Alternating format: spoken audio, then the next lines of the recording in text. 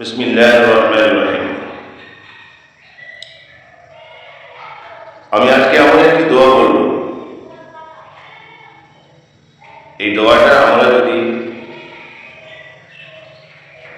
টয়লেটে যাওয়ার পূর্বে বা বাথরুম যাওয়ার পূর্বে এই দোয়াটা আমরা করে নেব। আমরা প্রবেশ করব, আমরা প্রথমে বাম পা প্রথমে দেব, পরে ডান পা। আর যখন বাথরুম থেকে আমরা বেরোবো তখন আমাদেরকে প্রথমে ডান পা দিয়ে বেরোতে হবে, তারপরে বাম পা। যখন আমরা বাথরুমে প্রবেশ করব আমরা এই দোয়াটা করে নেব, আল্লাহুম্মা ইন্নী আউযু বিকা মিনাল খুবুসি ওয়াল খাবাইস। যদি আমরা এই দোয়াটা করে নিই, বাথরুমে অনেক রকমের চিন্তা ফিকির আসে, আল্লাহ পাক আমাদেরকে শয়তানের ওয়াসওয়াসা কুমন্ত্রণা থেকে হেফাজত করবে। আল্লাহ পাক আমাদেরকে এই সমস্ত দোয়াসমূহ মুখস্থ করে আমল করা তৌফিক দান করুন। আল্লাহ